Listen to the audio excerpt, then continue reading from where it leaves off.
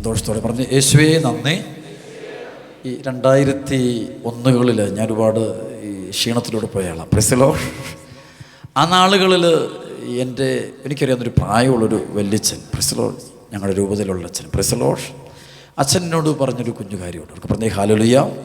അപ്പം ഞാൻ അച്ഛനായിട്ട് 2 വർഷമായുള്ളൂ, 2 വർഷം കഴിഞ്ഞുള്ളൂ. യേശുവേ നന്ദി. എന്നോട് പറഞ്ഞൊരു കാര്യം ഇതാണ്: ഈ സഹനം വരുമ്പോൾ ശാന്തത കൈവിടരുത്. Praise Lord. സഹിച്ചു നിൽക്കണം. എങ്ങനെ നിൽക്കണം? കർത്താവ് ഉയർത്തും. അവർക്ക് പറഞ്ഞേ ഹല്ലേലൂയ. കർത്താവ് ഉയർത്തും. സഹനം വരുമ്പോൾ നിശബ്ദത പാലിക്കുക. അതായത് ഈ നമുക്കറിയാവുന്ന യെശയ്യാ 53:7 കൊല്ലാൻ കൊണ്ടുപോകുമ്പോഴും രോമം കത്തിരിക്കപ്പെടുമ്പോഴും മൗനം അവലംബിക്കുന്ന കുഞ്ഞാടിനെ പോലെ നിൽക്കണം. അവർക്ക് പറഞ്ഞ ഹല്ലേലൂയ. നിശബ്ദനാക്കാണ് ദൈവത്തിൻ്റെ പ്രവർത്തിക്കുക. അപ്പോൾ ഞാൻ പറഞ്ഞു അതെന്നെ ജീവിതത്തിൽ ആ ഒരു വാക്ക് എൻ്റെ ജീവിതത്തിൽ എനിക്ക് ഒരുപാട് അനുഗ്രഹം തന്നു. സർവ്വ പറഞ്ഞ ഹല്ലേലൂയ, ഹല്ലേലൂയ. അപ്പോൾ നമ്മുടെ ജീവിതത്തിൽ ഞാൻ പറഞ്ഞു വരുന്നതാണ്, നമ്മുടെ ഓരോരുത്തരുടെയും കുടുംബജീവിതത്തിൽ, സമൂഹ ജീവിതത്തിൽ, വ്യക്തിപരമായ ജീവിതത്തിൽ, ജോലി സ്ഥലത്തൊക്കെ പീഡനങ്ങളും സഹനങ്ങളൊക്കെ വരുമ്പോൾ ക്രൈസ്തവമായ കാഴ്ചപ്പാട്, ക്രിസ്തീയമായ കാഴ്ചപ്പാടെന്ന് വെച്ച് കഴിഞ്ഞാൽ അതിൻ്റെ മുമ്പിൽ നമ്മൾ ദൈവത്തിൻ്റെ പദ്ധതി വെളിപ്പെടാൻ വേണ്ടി നമ്മളത് സമർപ്പിച്ച് ദൈവത്തെ സ്തുതിക്കണം. അവർക്ക് പറഞ്ഞേ ഹല്ലേലൂയ, ഹല്ലേലൂയ. പഴയ നിയമത്തിലെ ജോസഫിൻ്റെ ചരിത്രം പോലെ, പഴയ നിയമത്തിലെ ജോസഫ്, അവന് ഒരു വരം ഉണ്ടായിരുന്നു, അവൻ്റെ കൂടെ പരിശുദ്ധാത്മാവിൻ്റെ വരം ഉണ്ടായിരുന്നുണ്ട്. ബാക്കി 11 പേരും അവനോട് എതിർപ്പായിരുന്നു. ഒക്കെ പറഞ്ഞേ ഹല്ലേലൂയ. 11 പേർക്ക് അവനോട് വേറെ അസൂയ, വേറെ പ്രശ്നമൊന്നും, അസൂയ മാത്രം, വേറെ കുഴപ്പമൊന്നുമില്ല. അപ്പോൾ കാരണം അവനോട് അപ്പന് കൂടുതൽ സ്നേഹം, അവനൊരു നന്നായിട്ട് അവനൊരു ചെറുപ്പം, നല്ല മിടുക്കൻ, നല്ല കാണാൻ കൊള്ളാം, നല്ല കഴിവ്, കൊച്ചു പയ്യൻ. അപ്പോൾ അവനോട് ബാക്കി എല്ലാവർക്കും ഭയങ്കര അസൂയ. ഏറ്റവും അതേസമയം റൂബന് വലിയ പ്രശ്നമില്ല, ബാക്കി എല്ലാവർക്കും തന്നെ അവനോട് പ്രത്യേകമായൊരു അസൂയ. അപ്പം അങ്ങനെ ഇരിക്കുമ്പോൾ അവസാനം ഇവൻ കാരണം ഞങ്ങൾക്ക് അപ്പന് കിട്ടേണ്ട പരിഗണനയും സ്നേഹവും ഒന്നും കിട്ടുന്നില്ല എന്നുള്ള വേദന, അസൂയ, ഇതെല്ലാം കൂടെ കയറി പിടിച്ചപ്പോൾ ഒരു ദിവസം ഇവർ കൃഷിസ്ഥലത്ത് വെച്ച് ഇവനെ പിടിച്ച് ഉപദ്രവിച്ച് പൊട്ടക്കിണറ്റിലിടുന്നുണ്ട്.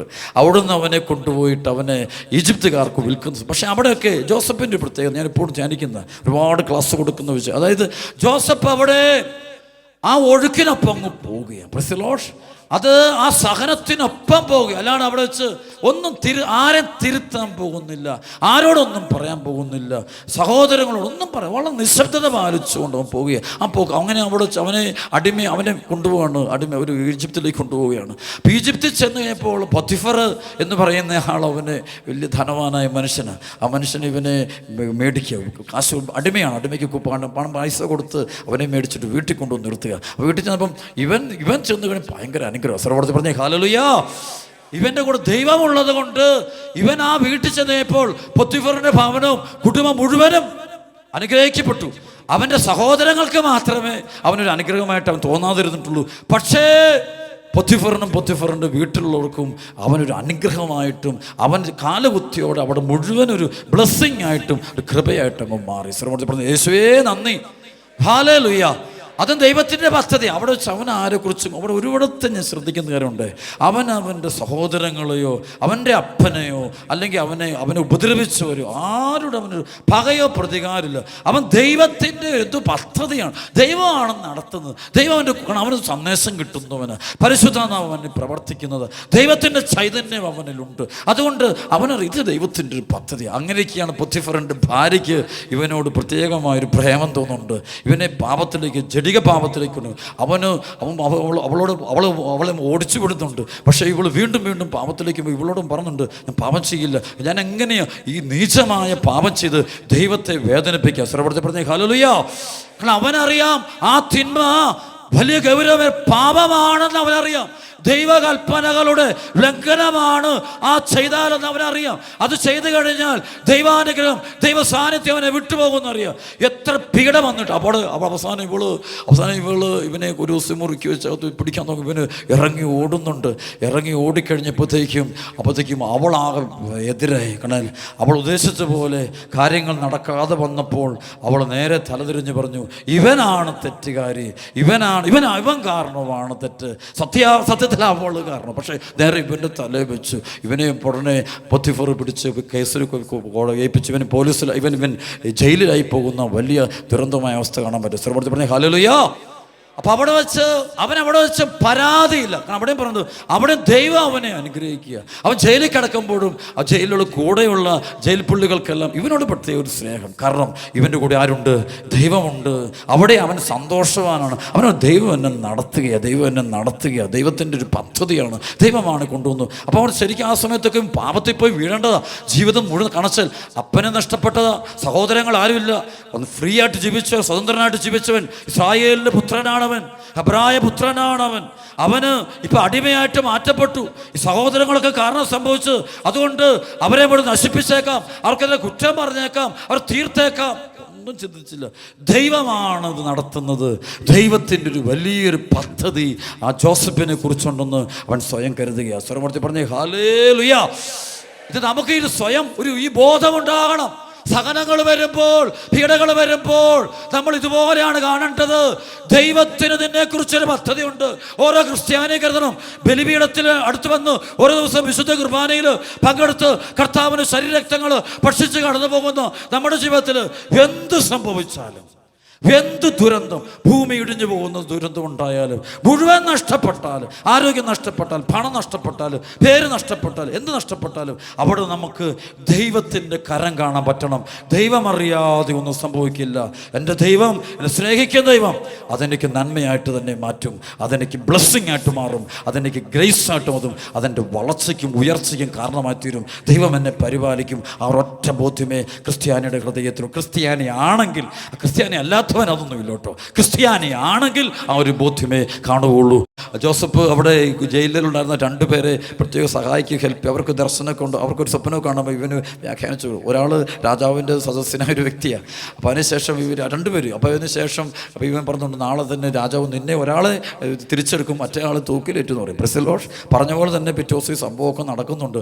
അപ്പോൾ അവനവിടെ നന്മയൊക്കെ ചെയ്തിട്ടും ഇവൻ ആർക്കാണ് ഹെൽപ്പ് ചെയ്തത് അവരെ മറന്നൊക്കെ പോയി. പിന്നെ ഇവൻ നിൽക്കുക, വീണ്ടും ദൈവത്തെ അവിടെ അവൻ കാത്തിരിക്കുക. 2-3 വർഷങ്ങൾ അവന് ജയിലിൽ കഴിയുക. ദൈവത്തിൻ്റെ സമയമാണ്. സർവ്വത്തെ പറഞ്ഞു ഹല്ലേലൂയ. ദൈവത്തിനൊരു പദ്ധതിയുണ്ട്. ദൈവത്തിനൊരു പദ്ധതിയുണ്ട്. അത് കാണാൻ പറ്റണം. അതുകൊണ്ടാണ് റോമാലേഖനം 8:18 പറയും. 8-ാം അധ്യായത്തിൻ്റെ 18-ാമത്തെ വചനം വലിയൊരു വചനമാണത്. നമുക്ക് ലഭിക്കാനിരിക്കുന്ന മഹത്വത്തോട് തുലനം ചെയ്യുമ്പോൾ ഇന്നത്തെ കഷ്ടതകളെല്ലാം നിസ്സാരമായിട്ട് കാണണം. ഒന്ന് കൈയടിച്ച് കർത്താൻ നന്ദി പറഞ്ഞേ മക്കൾ. പോരാ, നന്നായിട്ട് കൈയടിച്ച് ആമേൻ ആമേൻ ആമേൻ ആമേൻ ആമേൻ ആമേൻ. സർവ്വത്തെ പറഞ്ഞ് യേശുവേ നന്ദി. സർവ്വത്തെ പറഞ്ഞ് ഹല്ലേലൂയ. അപ്പോൾ പഴയ നിയമത്തിൽ ജോസഫ് ആ വഴിക്ക് അങ്ങ് പൊയ്ക്കൊണ്ടിരിക്കുന്നു. നിശബ്ദന പ്രതികരിക്കുന്നില്ല. ആരോ കുറിച്ചൊരു കുറ്റവും പറയുന്നില്ല, ആർക്കും ഒരു ചിത്തയും പറയുന്നില്ല. അവൻ നിശബ്ദനായിരിക്കും. അവൻ ഒതുങ്ങി നിൽക്കുക. കാരണം അവനെ ഒതുങ്ങി നിന്നാൽ മതി. കാരണം അവൻ്റെ കൂടെ ആരുണ്ട്? ദൈവമുണ്ട്. സർവ്വത്തെ പറഞ്ഞ ഹല്ലേലൂയ. അവനല്ല യുദ്ധം ചെയ്യുന്ന ദൈവമാണ്. ദൈവമാണ് എല്ലാ കാര്യം ചെയ്യുന്നത്. അവന് വെളിപാട് കൊടുക്കുന്നതും ദർശനം കൊടുക്കുന്നതും അവനെ കൈപിടിച്ച് നടത്തുന്നതുമായ ഒരു ദൈവമുണ്ട്. ആ ദൈവത്തിന് അവനെക്കുറിച്ചൊരു പദ്ധതിയുണ്ട്, വലിയൊരു പദ്ധതിയുണ്ട്. ആ പദ്ധതിയാണ് ആ കൊണ്ടുപോകുന്നത്. പലപ്പോഴും നമ്മുടെയൊക്കെ ജീവിതത്തിൽ പരാജയങ്ങൾ, തോൽവികൾ, നിന്ദനങ്ങൾ, തകർച്ചകളൊക്കെ വരുമ്പോൾ പെട്ടെന്ന് നമ്മളൊക്കെ എല്ലാം അങ്ങോട്ട് കൈപിടിച്ച് ചില കണ്ടു അവരങ്ങ് കൈവിട്ടു പോകും. അങ്ങോട്ട് ഒരു പ്രതികാര ചിന്തയും, കടുത്ത വിദ്വേഷവും, കടുത്ത നിരാശയും, കടുത്ത ദുഃഖവും. എന്തിനിത്? ഇങ്ങനെ ദൈവമൊന്നും ഇല്ല, ദൈവം എന്നൊരാളുടെ പിന്നെ എന്തൊക്കെ സംഭവിച്ചു, ഈ രോഗം ദുരന്തമൊക്കെ ദൈവം എന്നൊരാളെ പിന്നെ അവിടെ എന്താ ദൈവമൊന്നും ഇല്ല, ഇതൊക്കെ നമ്മുടെ കുഴപ്പമാണ്, എല്ലാം ഹ്യൂമൻ, എല്ലാം ഇന്നത്തെ മനുഷ്യൻ്റെ പ്രശ്നം, എല്ലാം വെറും ഹ്യൂമനായിട്ട്. പക്ഷെ നമ്മൾ ഹ്യൂമനായിട്ടെല്ലാം കാണരുത്, നമ്മൾ ദൈവികമായിട്ട് കാണാൻ പഠിക്കണം. സർവ്വത്തെ പറഞ്ഞേ ഹല്ലേലൂയ. ഓരോ കാര്യങ്ങളെയും ദൈവത്തിൻ്റെ കണ്ണുകൊണ്ട് കാണും. നാട്ടുകാരുടെ കണ്ണുകൊണ്ടോ ലോകത്തിൻ്റെ കണ്ണുകൊണ്ടോ കാണരുത്. ദൈവത്തിൻ്റെ കണ്ണുകൊണ്ട്, സ്വർഗത്തിൻ്റെ കണ്ണുകൊണ്ട്, പരിശുദ്ധാത്മാവിൻ്റെ കണ്ണുകൊണ്ട് കാണാൻ പഠിക്കണം. എങ്കിൽ മാത്രമേ ശരിയായത് മനസ്സിലാക്കാൻ പറ്റുള്ളൂ, സത്യം അറിയാൻ പറ്റുള്ളൂ. അല്ലെങ്കിൽ ഒരിക്കലും നമുക്ക് സത്യം അറിയാം. മനുഷ്യൻ്റെ ലോകത്തിൻ്റെ കണ്ണുകൊണ്ട് നമ്മൾ കാണാൻ നോക്കിയാൽ ഒരിക്കലും തിരിച്ചറിയാൻ പറ്റില്ല. ദൈവത്തിൻ്റെ കണ്ണുകൊണ്ട് നാം വിശ്വസിക്കുന്ന, നാം സ്നേഹിക്കുന്ന നമ്മുടെ കർത്താവായ യേശുവിൻ്റെ കണ്ണുകളിലൂടെ, ക്രിസ്തുവിൻ്റെ കണ്ണുകളിലൂടെ നോക്കണം. നിന്നെ സ്നേഹിക്കുന്ന ദൈവം, നിന്നെ പരിപാലിക്കുന്ന സ്വർഗപിതാവായ ദൈവം, ആ പിതാവായ ദൈവത്തിൻ്റെ കണ്ണുകൾ കൊണ്ട് നോക്കുമ്പോൾ നിന്റെ ജീവിതത്തിൻ്റെ കഴിഞ്ഞ നാളുകൾ സംഭവിച്ച എല്ലാ ദുരന്തങ്ങളും ദൈവം നിന്നെ നിങ്ങൾക്ക് അനുഗ്രഹമാക്കി മാറ്റിത്തരും. ഒരു കുടുംബം, ആ കുടുംബത്തിൽ അവിടുത്തെ ഒരു മകളുടെ വിവാഹം നടക്കുന്നത് ഏകദേശം ഒരു 30 വയസ്സോ 31 വയസ്സോ കൊണ്ട് കഴിഞ്ഞു. അപ്പോൾ അതിന് ആളുകൾ ഇവരിങ്ങനെ പ്രാർത്ഥിക്കാൻ വരുമ്പോൾ ഇവർ പറയാറുണ്ട്, എൻ്റെ പ്രായം കഴിഞ്ഞു, ഇതെല്ലാം കഴിഞ്ഞു, വീട്ടുകാരെല്ലാം വലിയ അപ്പനമ്മയെല്ലാം വലിയ വിഷമത്തിലാണ്, ഒന്നും നടക്കുന്നില്ല. ഞാൻ പറഞ്ഞത് ദൈവം ഒരു പ്രാർത്ഥിച്ചുകൊണ്ടിരിക്കുക, സ്തുതിച്ചുകൊണ്ടിരിക്കുക. ഈ സഹനത്തിൻ്റെ സമയത്ത്, ഈ തടവറയിൽ കടയുന്ന സമയം ഒരു ബന്ധം, അത് ദൈവത്തിൻ്റെ പദ്ധതി, ദൈവത്തിന് എന്തൊരു വാതിൽ തുറക്കാൻ വേണ്ടിയാണ്, കർത്താവിൻ്റെ പദ്ധതി. ഈ സമയത്ത് ദൈവം എന്തോ നല്ലത് കൊണ്ടുവരാൻ വേണ്ടിയാണ്. സ്വരമെടുത്ത് പറഞ്ഞ ഹല്ലേലൂയ.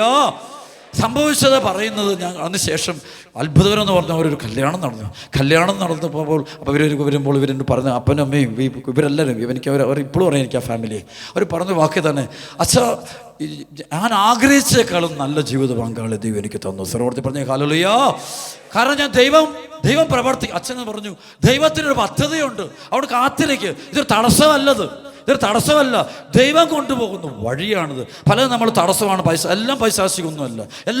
എല്ലാ രോഗങ്ങളും, എല്ലാ തകർച്ചകളും, എല്ലാ പ്രശ്നങ്ങളും മുഴുവൻ പൈശാചികം പറയുന്ന ചില ആൾക്കാർ ഒരിക്കലല്ലത്.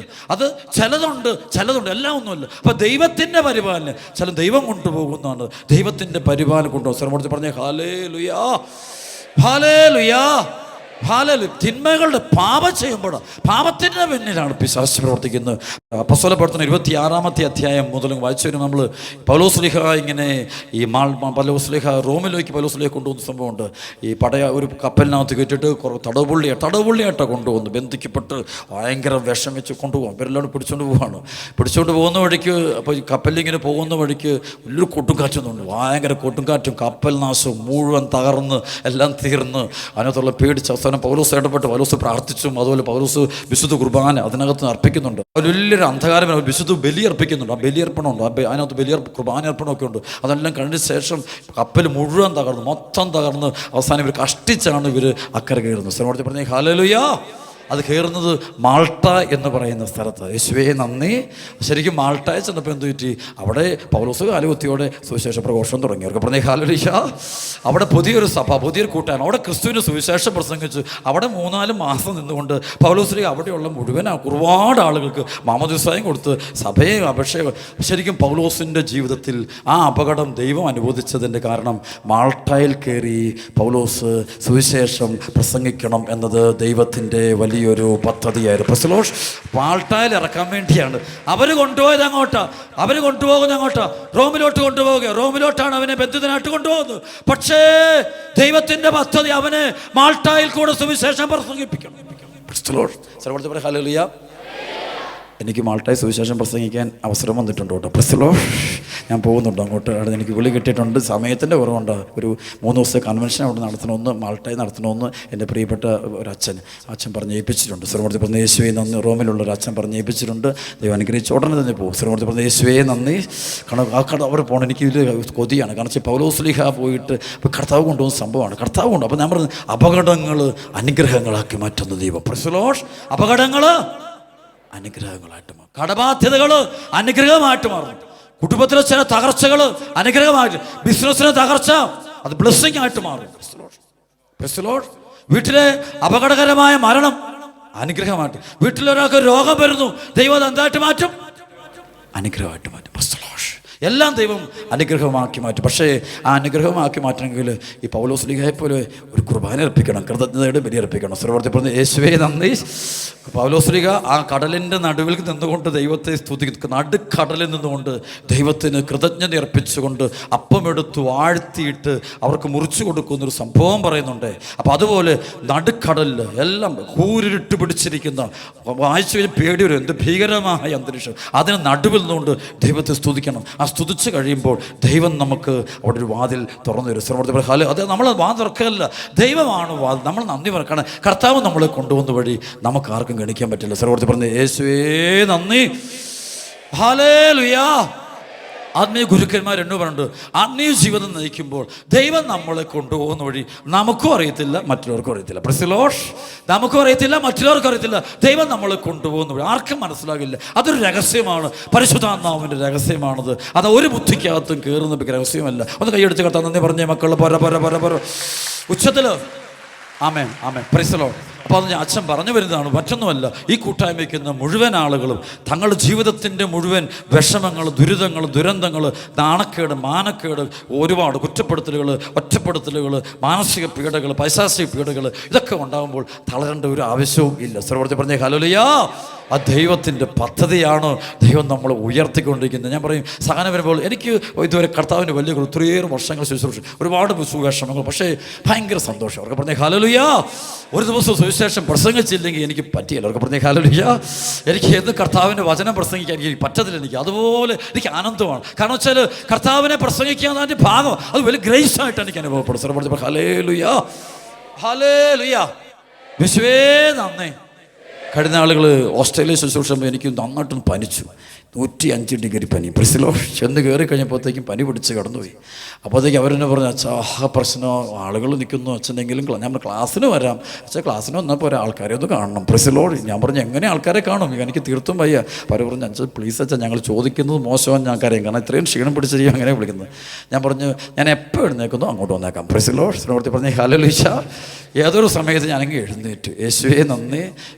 എഴുന്നേറ്റ് ഞാൻ അവിടെ ചെന്ന് കഴിഞ്ഞപ്പോഴത്തേക്കും കുറേ രോഗികൾ എനിക്ക് ശരിക്കും പറഞ്ഞാൽ വയ്യ. അവർ പറയുന്നൊന്നും എനിക്ക് കേൾക്കത്തില്ല. പ്രസിലോഷ് ഒന്നും മനസ്സിലാവുന്നില്ല. പക്ഷേ ഇത് പറഞ്ഞുകൊണ്ടിരിക്കുമ്പോൾ അറിയാണെങ്കിൽ കുറിച്ച് ഈശോയെ അനുഗ്രഹിക്കുന്നത്. പക്ഷേ ഇത് ഒരുപാട് അത്ഭുതങ്ങളും രോഗശാന്തികളും വിടുതലും കർത്താവ് ആ കൂട്ടായ്മയിൽ ആ ദിവസം വർഷിച്ചതായിട്ട് ഞാൻ കണ്ടു. പ്രസിലോഷ് സത്യം പറഞ്ഞാൽ ബോധപൂർവ്വം ഒന്നും ചെയ്തിട്ട് അങ്ങ് വെറുതെ കാരണം നമുക്ക് വയ്യ, തീർത്ത് 105 ഡിഗ്രി പനിയാണ്. മരുന്നെടുത്ത് ഇങ്ങനെ വിറച്ചുകൊണ്ടിരിക്കുകയാണ്. അപ്പോഴാണ് ഇത് പ്രാർത്ഥിക്കുന്നത്. പക്ഷെ തൊട്ടതെല്ലാം ദൈവത്തിൻ്റെ അനുഗ്രഹമായിട്ടങ്ങ് മാറിയേ. അത് ഞാൻ പറഞ്ഞത്, സഹനം ആ ദൈവം കൊണ്ടുവന്ന വഴിയാണിത്. അതുകൊണ്ട് നിങ്ങളുടെ ജീവിതത്തിൽ, എൻ്റെ ജീവിതത്തിൽ, നമ്മുടെ ഒക്കെ ജീവിതത്തിൽ നന്ദി പറയേണ്ട സമയം. കർത്താവിൻ്റെ സ്നേഹം ഏറ്റവും കൂടുതൽ അനുഭവിക്കുന്നത് നമ്മളുടെ ജീവിതത്തിൻ്റെ നിങ്ങളുടെയൊക്കെ തകർച്ചകളും ദുരിതവും. അതുകൊണ്ട് ദൈവകാര്യം കാണാൻ പഠിക്കുക. ദൈവം എല്ലാം പൈശാചികമാണ്, അവർ കാരണമാണ്, അപ്പം കാരണമാണ്, അമ്മ കാരണം, സഹോദരൻ, നാട്ടുകാർ അവർ കാരണമാണ് എനിക്ക് സഹനം വന്നു, എല്ലാവരും കൂടെ എന്നെ പീഡിപ്പിക്കുകയാണ്, എല്ലാവരും കൂടെ എന്നെ ഒറ്റപ്പെടുത്തുകയാണ്, എല്ലാം കൂടെ തീർക്കുക. ഇതൊക്കെ മാറ്റി വെച്ചിട്ട് ദൈവമാണ് എൻ്റെ കൂടെ നടക്കുന്നത്, എന്നെ സ്നേഹിക്കുന്ന ദൈവം എൻ്റെ കൂടെയുണ്ട്,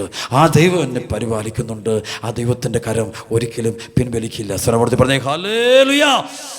പറ്റമ്മ മറന്നാലും ഞാൻ നിന്നെ മറക്കില്ല, അപ്പനമ്മ ഉപേക്ഷിച്ചാലും ഞാൻ നിന്നെ ഉപേക്ഷിക്കില്ലെന്ന് പറയുന്ന സ്നേഹം തന്നെയായ ദൈവത്തിൻ്റെ കരം, ആ കരം നമ്മുടെ കൂടെയുള്ളപ്പോൾ പിന്നെ എന്തിനാ മക്കളെ. ഞാൻ പ്രസവത്തിൽ യേശുവേ നന്ദി.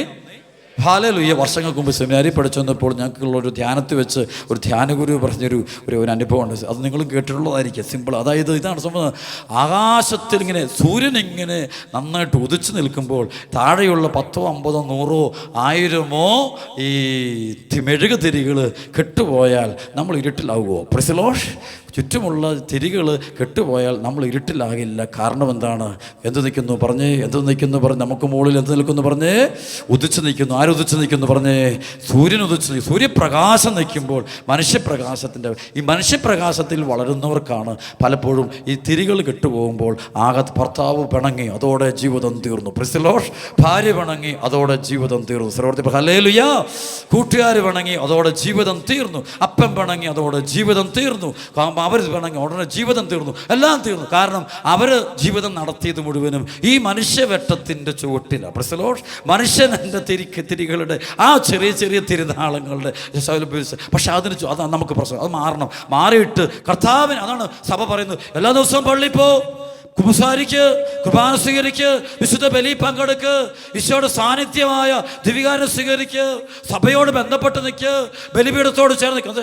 സഭയാണ് ബലിപീഠത്തിലാണ് ഈ പ്രകാശം ഇരിക്കുന്നത്, ബലിപീഠത്തിലാണ് തീക്കനലിരിക്കുന്നത്. അതാണ് ഈ യെശയ്യാ പ്രവാചകന്റെ പുസ്തകത്തിൽ പറയുന്ന പോലെ ബലിപീഠത്തിന് ഒരു തീക്കനൽ കിട്ടും. പ്രവാചകന് കൊടുക്കുന്നൊരു തീക്കനലുണ്ട്. പ്രിസലോഷ്. ഒരു തീക്കനലുണ്ട്. അത് പരിശുദ്ധ കുർബാനയാണത്. ആ പരിശുദ്ധ കുർബാന, ദിവ്യബലി, ഇത് അനുഭവിക്കുക. അപ്പോൾ അതാണ് എൻ്റെ പ്രകാശം. അപ്പോൾ അതുകൊണ്ട് സഭയപ്പെടുമ്പോൾ നിങ്ങൾ കുർബാന കേന്ദ്രീകരിച്ച് നിൽക്കണം. അല്ലാതെ വ്യക്തി കേന്ദ്രീകൃതമോ അതും ഇതും കേന്ദ്രീകൃതം പോകരുത്. ഒരിക്കലും അങ്ങോട്ടും ഇങ്ങോട്ടും നമ്മൾ ഓടി നടക്കരുത്. ഉള്ള സ്ഥലം ആളുകളെല്ലാം പുറകെ നടക്കരുത്.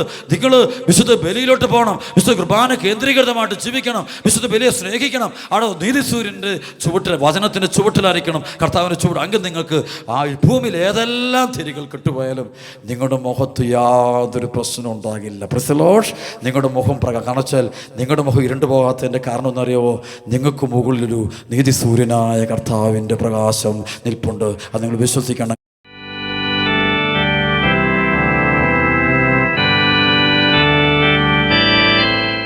നിങ്ങളടച്ച് പിടിച്ച് കരങ്ങൾ ഉയർത്തിപ്പിടിക്കട്ടെ. എല്ലാ വേദനകളും ദുഃഖങ്ങളും യേശു കൊടുക്കണം. അത്ഭുതങ്ങളുടെ മണിക്കൂറാകട്ടെ. സജീവനായ ദൈവത്തിൻ്റെ പുത്രനായ എൻ്റെ കർത്താവും ദൈവവുമായ, ഞങ്ങളുടെ കർത്താവും ദൈവവുമായ ഈശോ മിശിഹായുടെ പരിശുദ്ധ നാമത്തിൽ കൽപ്പിക്കുന്നു, ഈ കൂട്ടായ്മയിൽ ഓരോ മകൻ്റെയും ഓരോ മകളുടെയും ശരീരത്തിലും മനസ്സിലും ആത്മാവിലും കുടുംബത്തിലുള്ള സാത്താൻ്റെ അരൂപികളെ കൂട്ടത്തോടെ, രോഗപീഠകളെ കൂട്ടത്തോടെ കർത്താവ് യേശുക്രിസ്തുവിൻ്റെ നാമത്തിൽ ബന്ധിക്കുന്നു, ബഹിഷ്കരിക്കുന്നു.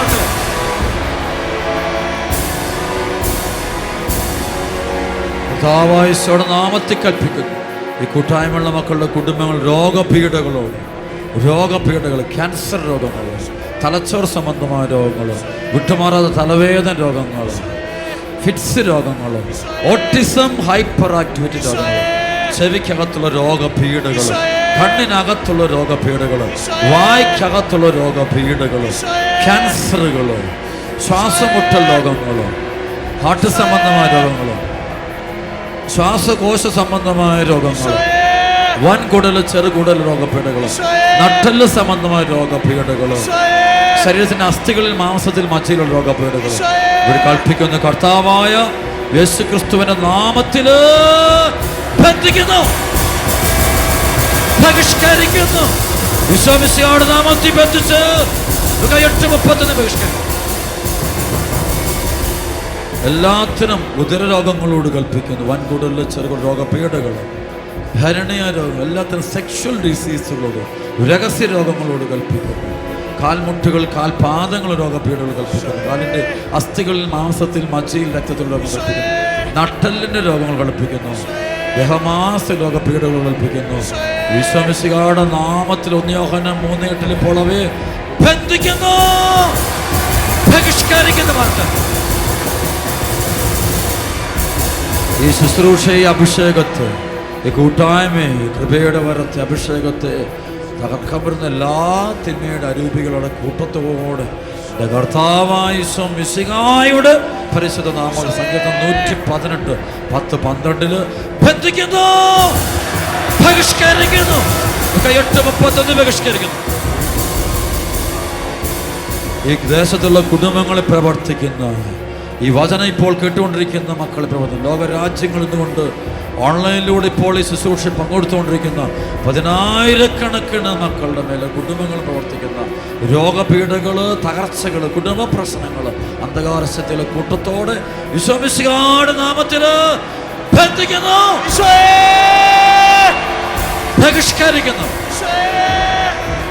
വീണ്ടും കൽപ്പിക്കുന്നു, ഈശോ മിശിഹായുടെ എൻ്റെ അഭിവന്യ പിതാക്കന്മാരുടെ ശ്ലൈഹിക അധികാരത്തോടും അഭിഷേകത്തോടും ഐക്യപ്പെട്ടു നിന്നുകൊണ്ട് എൻ്റെ രൂപതയുള്ള മുഴുവൻ അഭിഷിക്തരുടെയും ആത്മീയ അധികാരത്തോട് പരിപൂർണമായും ഐക്യപ്പെട്ടുകൊണ്ട് കൽപ്പിക്കുന്നു. എൻ്റെ കർത്താവായ ഈശോ മിശിഹായുടെ നാമത്തിൽ കൽപ്പിക്കുന്നു, പ്രപഞ്ചം മുഴുവനെയും വേട്ടയാടുന്ന സാത്താൻ്റെ അരൂപികളുടെ പ്രവർത്തനങ്ങൾ, വെറുപ്പ്, പക, വിദ്വേഷം, അഹങ്കാര, അഹന്ത, യുക്തിവാദം, നിരീശ്വരവാദ, എതിർചിന്തകൾ, സഭാവിരുദ്ധമായ കാഴ്ചപ്പാട്, ബന്ധനങ്ങൾ, പ്രബോധനങ്ങൾ, ദുഷ്ടാരൂപികളുടെ ഒളിഞ്ഞും തെളിഞ്ഞുമുള്ള പ്രവർത്തനങ്ങൾ, മദ്യപാനത്തിൻ്റെ, പുകവലിയുടെ, മയക്കുമരുന്നിൻ്റെ പൈശാചി അരൂപികൾ, വ്യഭിചാരത്തിൻ്റെ, സ്വർഗ്ഗ സ്വയംഭോഗത്തിൻ്റെ, ബ്ലൂ ഫിലിമിൻ്റെ പൈശാചി അരൂപികൾ, വഴിവിട്ട ബന്ധങ്ങളുടെ പൈശാചിക പ്രവർത്തനം മുഴുവനോട് കർത്താവ് യേശു മിശിഹായുടെ നാമത്തിൽ ബന്ധിക്കുന്നു.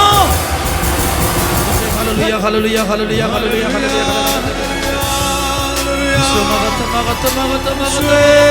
Hallelujah, hallelujah, hallelujah, hallelujah.